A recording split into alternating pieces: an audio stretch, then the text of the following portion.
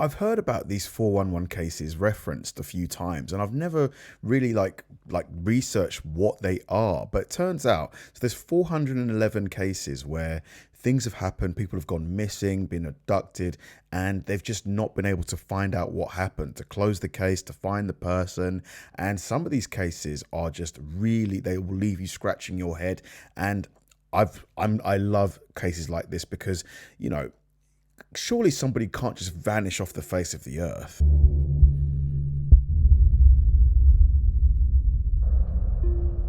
Is it possible for someone to completely disappear off the face of the earth, leaving no clue to their fate, or go missing for days, unable to remember what has happened to them, or worse still, meet their death in bizarre circumstances with no plausible explanation? Well, in this video, we'll look at 10 cases where that is exactly what happened, when the individuals involved ventured into national parks and never returned.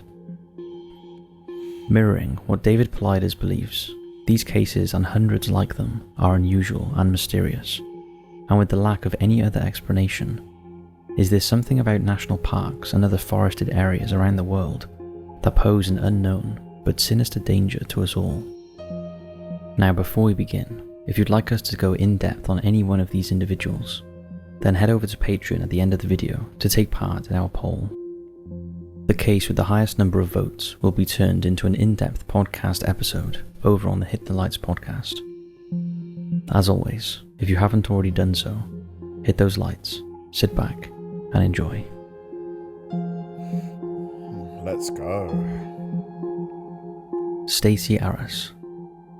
On July 25th, 1981, 14-year-old Stacy Arras from Saratoga went on a horse riding trip with her father George and 7 others in the Sunrise Meadows area of Yosemite National Park in California. After riding for a few hours, the group stopped at Sunrise High Sierra Camp, where they intended to stay the night. After freshening up, Stacy told her dad she was going for a walk to stretch her legs and take pictures of the views. She asked him if he wanted to come, but he told her he'd pass, although he did advise her to change her flip-flops to more suitable walking footwear. Stacy was seen walking towards a boulder where an older member of the group, Gerald Stewart, was sitting. She told Gerald she was going to take a walk to a nearby lake. Gerald offered to walk with her, but after a short time he felt tired and sat down to rest, while Stacy carried on alone. Okay. This was the last time she was ever seen. Just like when that. Stacy didn't return, it was Gerald who raised the alarm, and a search party was sent out. However, despite a vast search and rescue operation, the only thing ever found was the lens cap from Stacy's camera. There were no indications of an animal attack or a scuffle of any kind, and no sign has ever been found of Stacy's camera or her clothing. She simply vanished off the face of the earth. This is weird. I reckon she must have been kidnapped. I reckon that's probably what's happened. Someone literally, I reckon, grabbed her.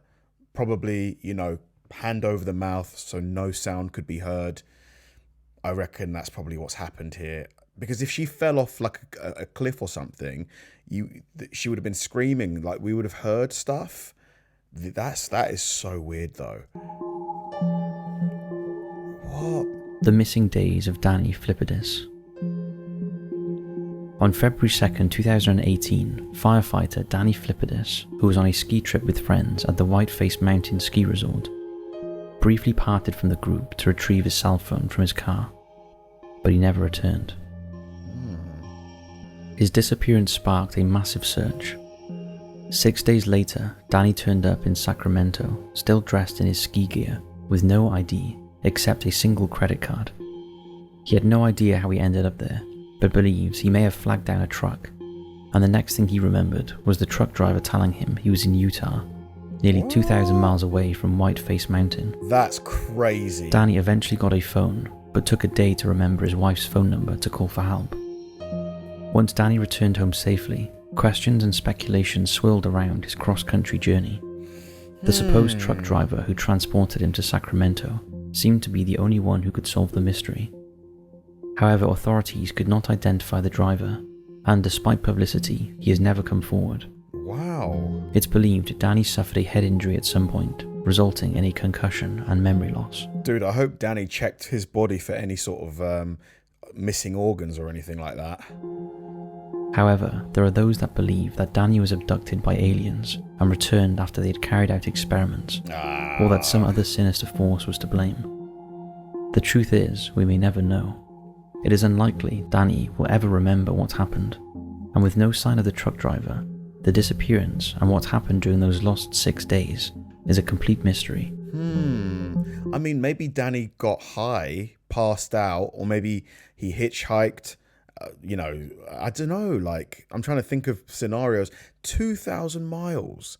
Sounds like he hitchhiked, maybe. Or wow, that's a head scratcher. Timothy Barnes. On July 5th, 1988, 24-year-old Timothy Barnes from Cucamonga, California, intended to hike from Murphy Creek Tailhead to Polydome Lakes in Yosemite National Park. He left Tenaya Lakes near Highway 120 at approximately 9 a.m. and was expected to return by 4:30 p.m.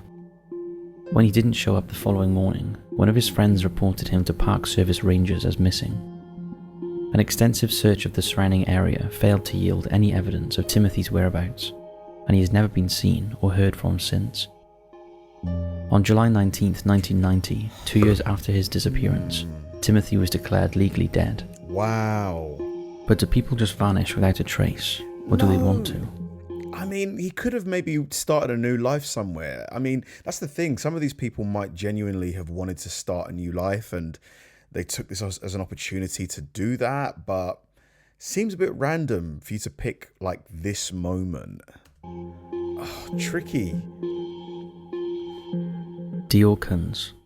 2-year-old DeOrr Kunz Jr. from Idaho Falls disappeared on July 10, 2015, while visiting Timber Creek Campground in Idaho, with his parents Jessica Mitchell and DeOrr Kunz, along with other friends and family members. DeOrr's parents went fishing with a friend and thought their son was being watched by his great-grandfather, Robert Walton. He in turn claimed he thought his parents were watching the toddler. When they realized DeOrr was missing, a search was launched, but no trace of the boy was found. After the police interviewed Vernal and Jessica and gathered evidence, they became suspects. There were discrepancies in their accounts, and they both failed multiple polygraph tests. However, I mean, that raises suspicion. They're failing multiple. I know those polygraph tests aren't 100%, but to fail multiple and their stories constantly don't line up. But they were never arrested or charged. From the beginning, the parents claimed that they did not know what happened to their son, and that as they walked towards the creek to fish, the boy followed them, but then decided to return to be with his great-grandfather. That was the last anybody saw of him. Multiple massive searches have been conducted through the mountain meadows, dense pine forests and waterways in the weeks and months since DeOrr disappeared, but no solid evidence of his whereabouts has ever been found. But a few things do not add up. The boy was said to be wearing cowboy boots, a size too big for his feet, which allegedly kept slipping off, and many speculated that if he was attacked by an animal or snatched, the boots would have fallen off, but no trace of the boots has ever turned up. Both the parents publicly admitted to the media that either of them was capable of harming their son. Since DeOrr's disappearance, they have since split up and moved on with their lives. But there is a lot more to this story, with far more questions and answers. If you'd like us to go more in depth on this topic, then head on over to the Patreon poll and select The Disappearance of DeOrr Kunz. Oh, so sad. 2 years old. What could have happened? I mean, it does sound like the parents know something. It does. It feels like that, doesn't it? Like the fact that they just failed so many lie detector tests.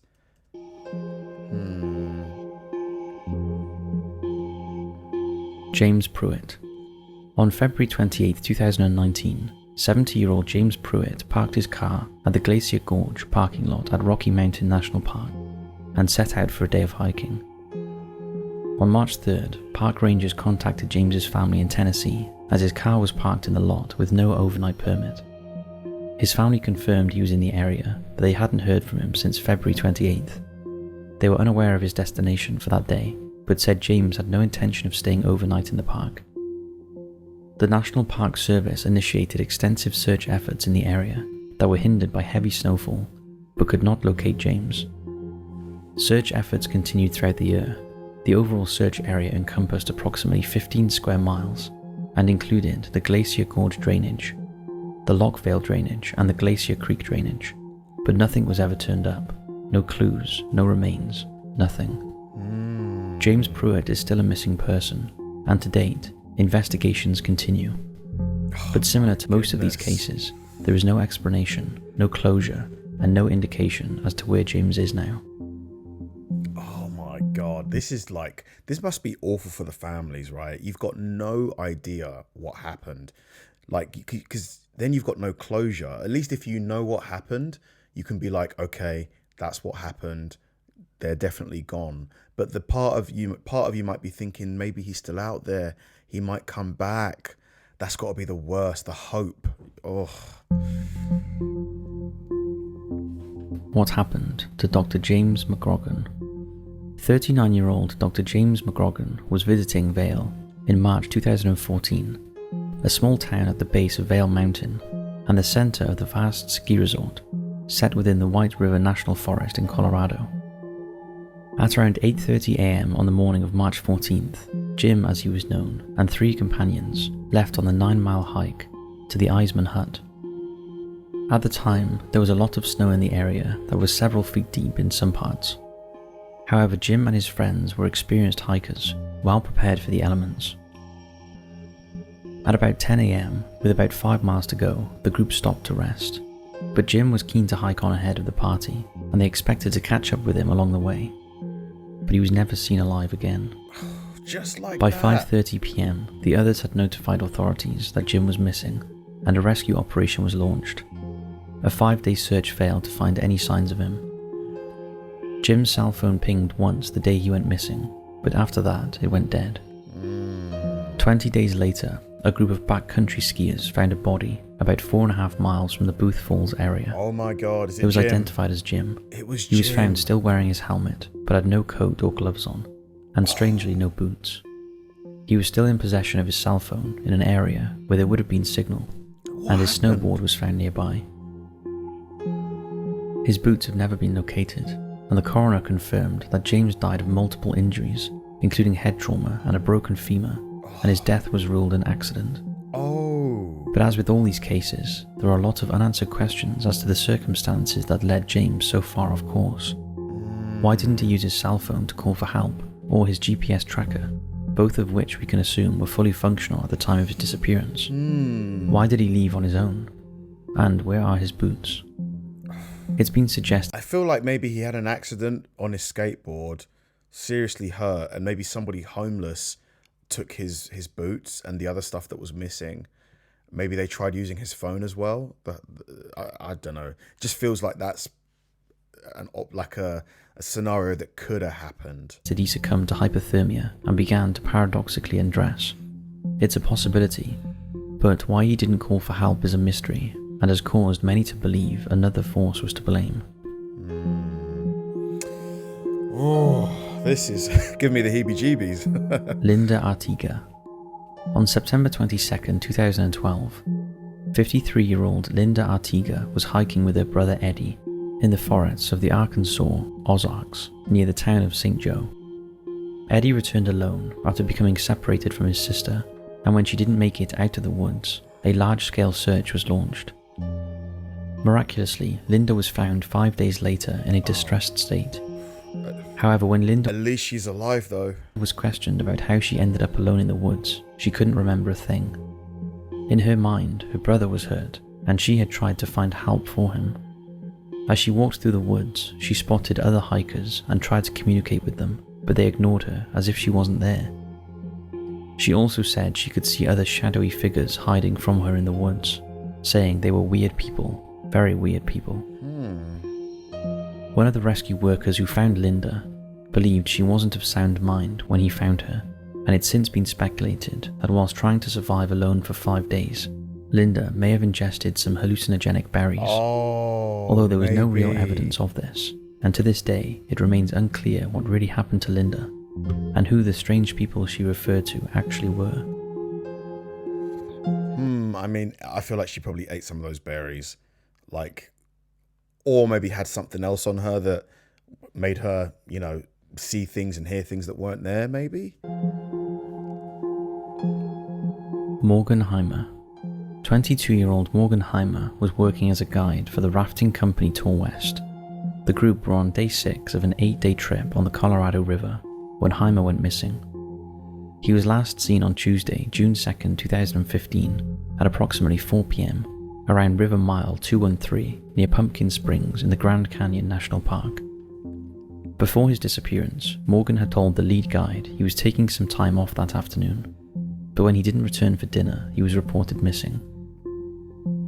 At first, searchers weren't overly concerned, as Morgan had the skills and ability to survive, even if he had gotten lost, and they thought there was a high likelihood he would be found alive and well. But after 6 days of extensive searches of both the rivers and land, there was no sign of Morgan, and no evidence of him has ever been found. This is yet another baffling vanishing in a national park with no plausible explanation, other than possibly something sinister was responsible. And these national parks are all so big. Like, look how massive this one is. Like, he could be anywhere. Like, anywhere. We don't know who else is there. There could be people in there hiding, up to no good. Oh, it's just like, and to make it even worse, a lot of these national parks, the cell coverage isn't great. So there's patches where you can't even use your phone. You can't get any signal. So if you're in an emergency, how are you going to call 911 or anything?